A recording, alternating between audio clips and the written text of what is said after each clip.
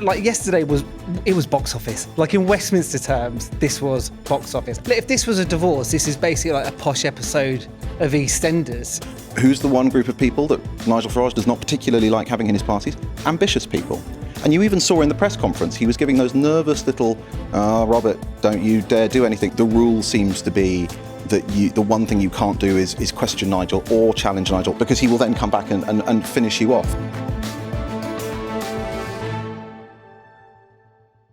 Hello and welcome to The Forecast. It has been quite the week in Westminster. A sacking, a defection and a deepening crisis on the right. Robert Jenrick's move to reform has capped off a dramatic few days for the Conservatives, while Nigel Farage has celebrated the moment, calling it a historic realignment of centre-right politics in the United Kingdom. The Prime Minister has described the Conservative Party as a sinking ship. Jenrick himself has said his defection will unite the right. So what does this mean for the future of the Conservatives?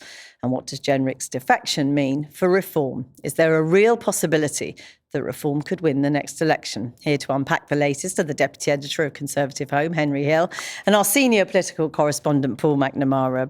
Thanks very much, both of you, for joining me. Paul, first, the party line from the Tory leadership seems to be, we're better off without him. You know, like when you're a teenager and you're dumped, I didn't want to go out with you anyway. Are they right?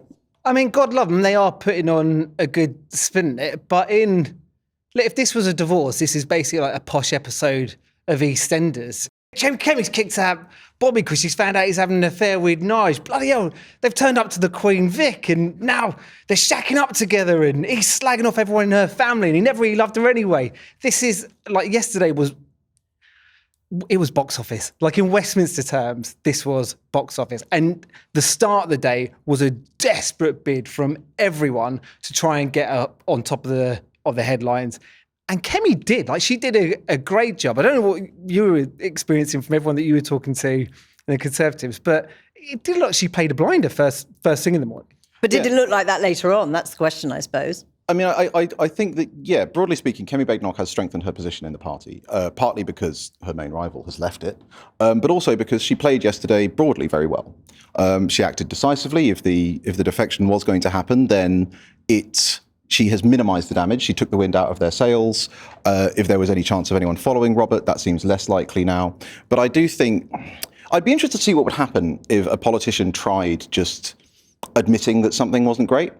And that they were sad that it happened. Stayed in their party. Well, no. Or if somebody left, admitting that they were a loss, right? Because frankly, if you're Kemi Badenoch and you have such a low opinion of Robert Jenrick, why was he your shadow justice secretary, right? Like, he was indisputably, one, the most popular shadow cabinet member with the Grassroots. Two, clearly an influence on her own policy thinking, since she has adopted his policy on the European Convention on Human Rights. And three, one of the few members of the shadow cabinet who've had any luck getting into the media in a very unpromising media environment for the Conservatives. Now, if he was planning to defect, you can still be like, well, you know, better it were done quickly and all the rest of it, whilst acknowledging that having a senior member of your shadow front bench leave the party to go and join what is in parliamentary terms a much smaller party is a bad thing.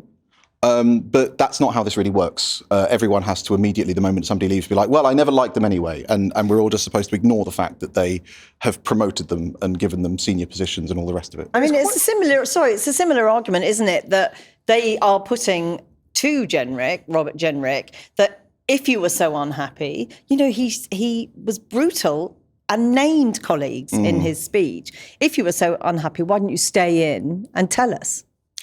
Well, So I think my suspicion there is that actually, and this is a bad thing for British politics in general, and it doesn't just apply to the Conservative Party, is that there really isn't, if ever there was, space in political parties for that to happen. Because especially if you look at the way that Kemi Badenoch ran the leadership, and this is very specific, but she ran as the unity candidate, right? And then she populated her shadow cabinet with lots of people who were previously in the cabinet from various wings of the party. That makes having a full and frank interrogation of what went wrong over the past 14 years very difficult if your overriding priority is not to alienate or embarrass anybody. And I think that the rise of social media and the media's appetite for and expectation of information also doesn't help. I remember during the Tory leadership contest, I can't remember which show it was on, but the host said to me, you know, we watched some clip or other and said, isn't the Conservative Party talking to itself? And my response was, well, it's having a leadership contest. To whom should it be speaking, right? This is when it's supposed to be working out what it says to everyone else. But everything was being examined through that external lens. And I think that it's unfortunate that a lot of what Robert Jenrick said in his criticisms of the Conservative Party, there's a lot of truth to it. But he clearly felt that there wasn't an adequate forum for that inside the party. But there's what you say and there's how you say it, right? I mean, you can think all that and you can have a view that party hasn't got it wrong. And lots of people in the Conservative Party think exactly the same. But then there's thinking that and there's saying it. And then there's saying it in an absolute drive-by and chucking grenades left, right and centre and kicking the dog on the way out, which is, I mean, that press conference was quite something. There was no holding back there. That wasn't just, I'm done with you, you guys have got it wrong, and I move it on. I mean, Danny Kruger left. He done it in a far more reserved fashion.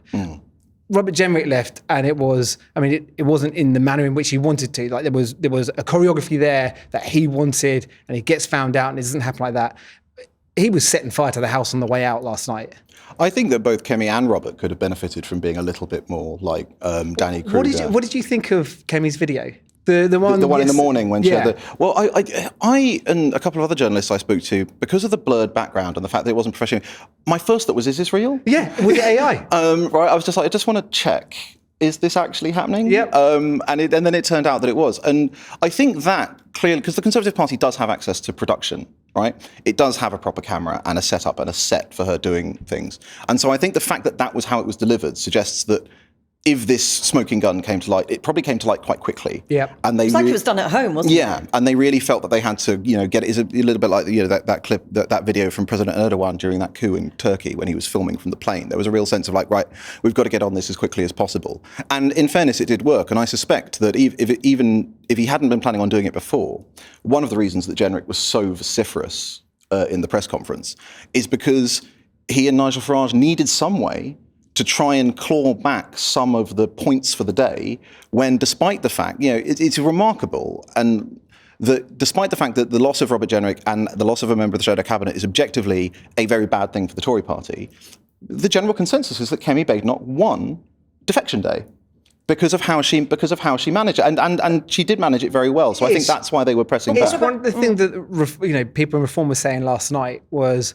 okay, yeah, she's done all right here, but the front pages tomorrow are all going to say that very senior Tories left to defect to Reform. And lo and behold, every single one of the front pages is Robert Jenrick left and he's gone to Reform. It's not, didn't Kemi do really well out of this? She did well, and it's gone down. How she performed yesterday and how she took the ball by the horns has gone down well with some Conservative members, some councillors, a lot of her MPs, but ultimately the big story But what about the fundamental issue, as you say? It was utterly damning about the Tories, wasn't it? It was saying, Britain is broken and you've broken it. I mean, slightly ignoring how long he's been within the party itself. How damaging is that? And how many people who remain in the Tory party will be thinking he's got a point here?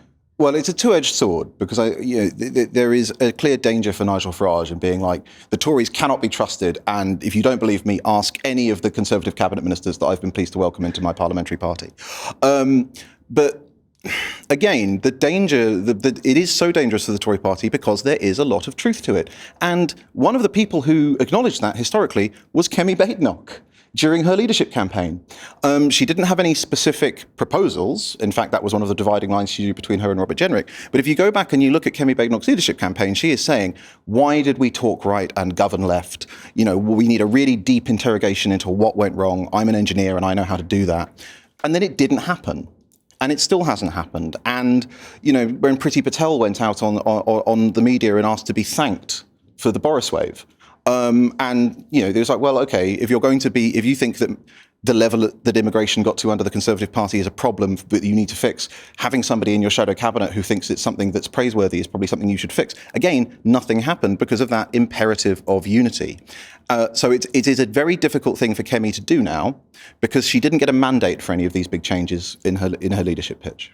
So where do the strategists go now, given what happened yesterday? Because you've got this slight contradiction that Kemi Badenoch has started to do better, that it's widely being said that she did well yesterday, and yet you have all of these problems identified by Robert Jenrick, with potentially many people within the party agreeing with him. I think the strategists are still trying to figure this one out. Henry's completely right. One of the problems that the Tories have got now is that if you ask most people in the street to name anyone on the Tory front bench, I don't think they're coming up with a particularly long list for you. There aren't many people on the Tory front benches that have name recognition, that are proven media performers, that can get out there, that can sell their message.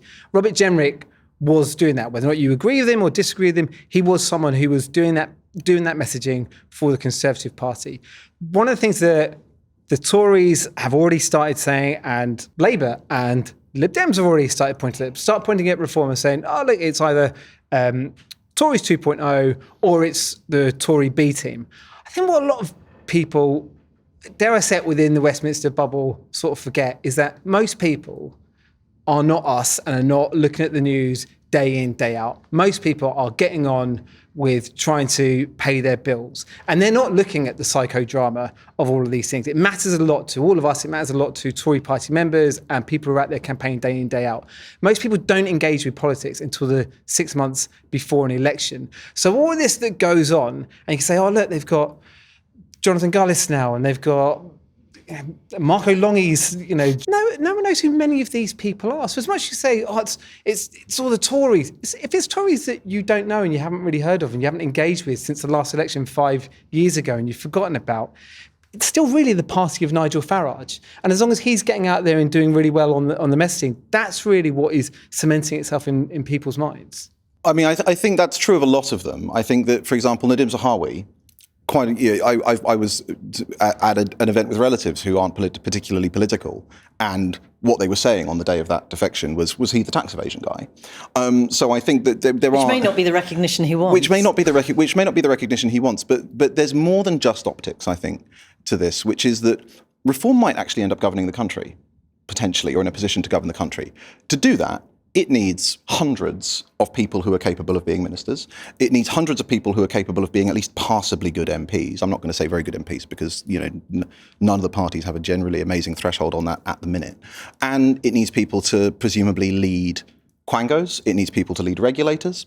And lawyers to write laws. Exactly. Who are the law officers going to be in a Reform government? So actually, I think one of the biggest structural challenges facing Reform is the personnel problem. There should be space in Reform for hundreds of Robert Jenricks or people like him, but the challenge has always been that, generally speaking, if you're a very able person, going into politics involves making some big sacrifices, at least in the short to medium term. So who are the people who make those sacrifices? Well, they tend to be ambitious people. Who's the one group of people that Nigel Farage does not particularly like having in his parties? Ambitious people. And you even saw in the press conference, he was giving those nervous little, Robert, don't you dare do anything. It's like, if that's what you're doing on day one, at the press conference where you unveil this person, that suggests that this is a really quite deep structural problem. So he may not be a shoo-in for a Reform Chancellor post, Mr. Jenrick? We've got absolutely no idea. But generally speaking, the rule seems to be that the one thing you can't do is question Nigel or challenge Nigel or overshadow Nigel or even, on at least one memorable occasion, succeed him by agreement, because he will then come back and finish you off. So to the extent to it, interestingly, Robert represents the 1/3 of the Reform parliamentary party that were ministers in Rishi Sunak's government. But no, I don't. It will be interesting to see how Farage handles him, because if Farage can't accommodate one Robert Jenrick, he has no prospects of accommodating enough talented people to make a success in government. And yet there's an argument, as you say, that he needs more Robert Jenricks. He needs more Robert Jenrick, not necessarily from the Tories, but just in general. But Tory defection specifically, it is a double-edged sword, isn't it? Because you start to look, as you say, like Tory Party 2.0 or a sort of Poundland Tory party. But at the same time, you need that experience and you need people to come across, surely. I almost wonder that, so whenever anyone talks about defections, about how this is going to go down, everyone talks about MPs and what's happening in Parliament, who's going to be the next person to walk the floor. And everyone talks about voters when it comes to an election and who they're going to vote for. But what always gets missed is the bit in the middle. And this is like your grassroots membership. And parties live and die by their membership, because as much as you can have someone being a media performer and doing great, when it comes to an election, when it comes to a local election, any election, you need people who are willing to walk the pavement for you and knock on doors. And the real detrimental effect, I think, here, and this is the thing that's worrying people, isn't necessarily MPs, but it's memberships, it's councillors, it's, okay, well, maybe you're not going to have a whole lot of Tory members who go and join Reform, but are they going to turn up on a rainy Tuesday night to go and knock on a door for you? And if they don't, well, your vote share is going to go down. And if they don't do it in the local elections, are they going to do it come the general election for your MP? And all of a sudden, you get this degradation in support. And it's very hard to win any election when you don't have those grassroots numbers. So when you look more broadly at the sort of, Nigel Farage talks about, realigning the right of British politics, where has that been left? So the spectre that's haunting the right is the spectre of Canada after 1992. So in 1992, the Canadian right split, actually on much the same lines that we have. The other party was even called Reform. And the Progressive Conservatives, which were the big Tory party in Canada, went down to 2 seats.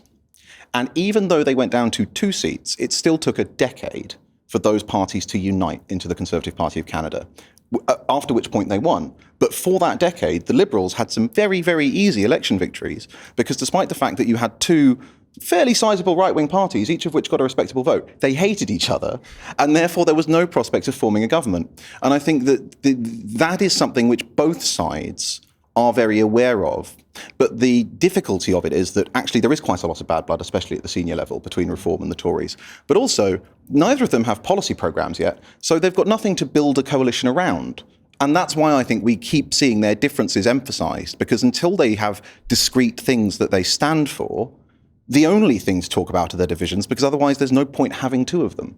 So does the right, in this big mass, rely on Labour continuing to U-turn, to make mistakes, to look weak? Do you know, I was thinking this yesterday. Remember there was that thing a couple of months ago where some people would make the point that Keir Starmer has the reverse Midas touch, where everything he touches turns to something not great. Keep it clean. Keep it clean.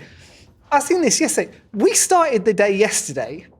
The news story yesterday was that Elon Musk was all of a sudden making big changes to Grok, and this was a win for Downing Street. I was interviewing West Streeting yesterday morning, and he was like, absolutely, Prime Minister's played a blinder on this one. This is a win for Downing Street, where no one has taken it to Elon Musk like we have. Elon Musk wasn't being verbose like he normally is.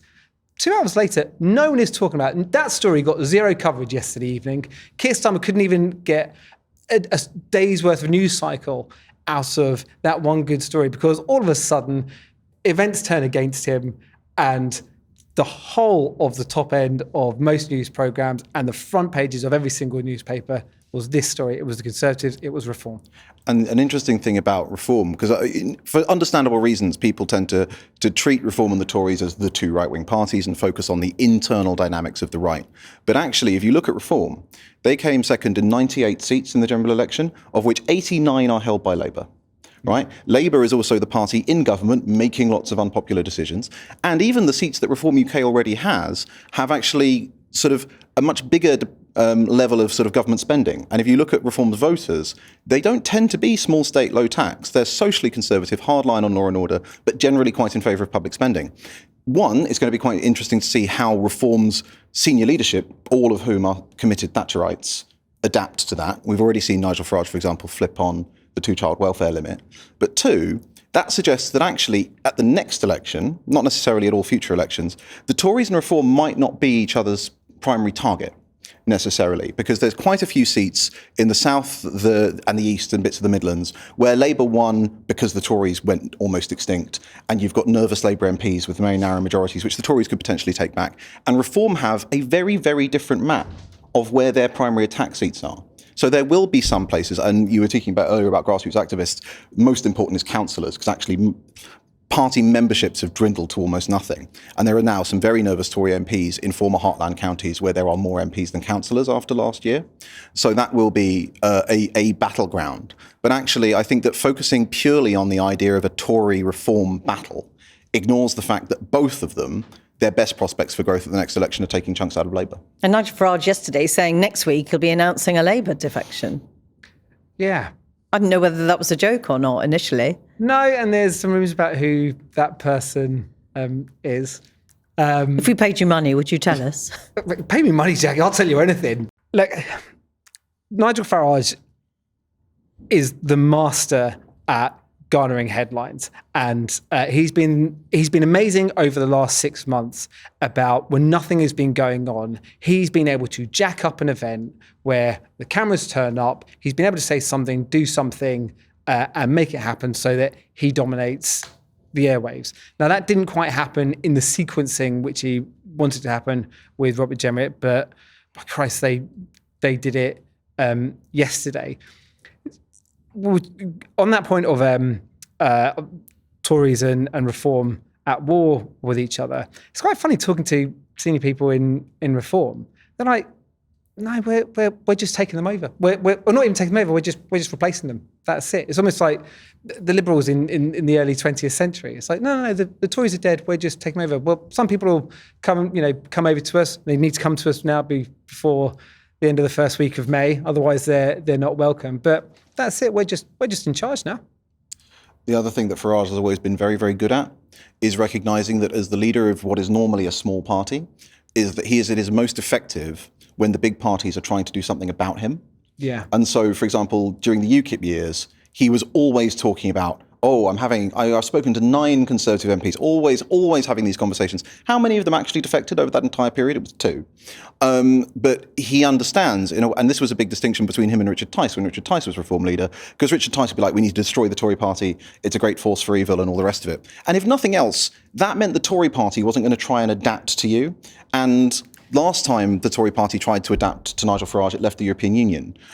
So he is very, very good at this. So I would not be surprised if, I'm sure there might be a Labour defector, but Farage understands that it is entirely to his advantage to always have an ambiguous and larger than real implied number of potential defectors. So are either of you expecting it to be a Labour MP or any Tory MPs to follow Robert Jenrick? Who'd be your biggest surprise if Rachel Reeves suddenly turns around tomorrow and says, "That's it, I'm off. I'm joining Reform." That'd be a good watch. Shabana Mahmood. Oh yeah. Oh, they'd love it. Oh no, yeah, that would be great. But yeah, it's just I've come to believe that Labour cannot deliver the immigration policy that Britain needs. But no, I've got shockingly conservative Homes Labour sources aren't all they could be. Looking ahead, predictions are always terrible. You see how quickly things moved yesterday. The next big test is the local elections. Who will this play best for? On current polling, Reform. Reform wildly outperformed pollsters' expectations last time. The Conservative polling is better, but not that much better than it was a year ago. I think this is one of the reasons, the sort of the less cynical reasons for looking at why supporters of Robert Jenrick are a bit jaded about the Kemi bounce, as it's being called, is that Kemi became leader in November 24 of a party on 25 points in the polls. She then took it to 17% and has now got it to 20%. And there's a slight frustration that she's getting a lot of credit for this bounce when net Kemi is still minus 5 points from when she took over. And the devastating thing about that set of local elections last year, as I alluded to earlier, is the Tories lost 2/3 of their councillors. And their councillors are the overwhelming majority of their infantry. There are now large parts of England where there is functionally no Conservative ground machine.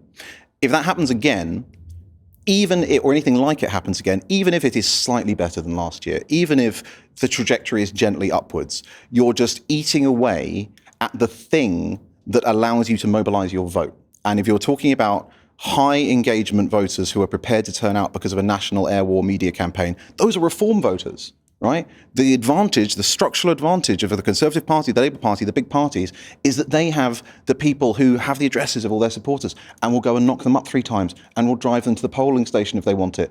If that goes, then suddenly the fact that Reform has a fairly vestigial membership structure at all, even if it has a large number of nominal members, counts for a lot less. So what do the Conservatives do to stay alive, to survive?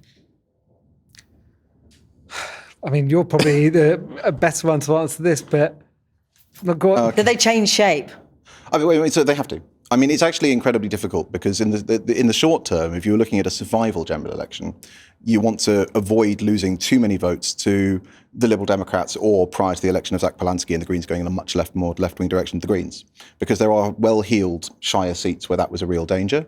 But essentially, you need to try and find a way of reconciling the fact that you're dependent on the votes of the over 55s who love lots of public spending on them, the fact that you are nominally a party of lower taxes who's meant to appeal to the economically aspirational, which requires you not necessarily taking all of their money to hose it at your existing voters, and the fact that they do need to just, public opinion has shifted very far on law and order and things like the European Convention on Human Rights. And I think one of the missed opportunities of the leadership contest, and one of the reasons that Kemi Badenoch running as a unity candidate maybe hit the snooze button on this, is that the party is paralysed by the fact that its MPs fundamentally disagree on these questions. And until they have that fight, there's a tendency to elevate unity above everything else. But actually, the party is divided. You can tell because it is almost incapable of making decisions, and it needs to have that fight, and someone needs to win. Looking at the front bench of the Tory party, do you look at who do you see there? You think, okay, that's the person now who's going to be able to step up, fill the void on days when either they're not getting the coverage they want or they need to land a blow. This is the person that we're going to put out. They are currently auditioning for that position. There is not currently another Robert Jenrick. There are some who are better media performance. Claire Coutinho is very good. Yeah. But she's been out a bit the last couple of weeks. Yeah. So she seems. And she's learned Robert Jenrick's patented walking towards the camera video technique. One of the earliest adopters of the.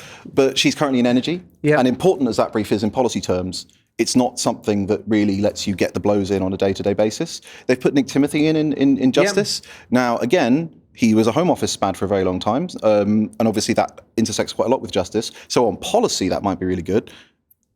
I've not seen much of him as a kind of frontline communicator. Yeah. And this is why I think that the party would be better to be honest and recognise that Robert Jenrick is a loss to the party, because actually it does not have very many people who are capable yet, or at the moment, of doing what he did.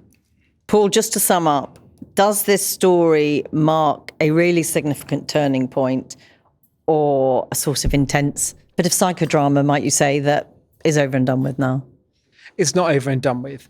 I think this will be seen as a big moment. I don't think it will be seen as a turning point. It's really a marker of this is where momentum is going at the moment. And while there were some people who were thinking for a bit, okay, actually maybe reforms, their lead in the poll is coming to an asymptote. Maybe it's slowing down. Oh, there's a bit of a Kemi bounce. She's done quite well the last little while. Maybe she's bouncing. Actually, no, the momentum is still very much on Reform's side. We'll be talking about it again. Henry, Paul, thanks very much for talking to us. That is it from The Forecast today. See you next time.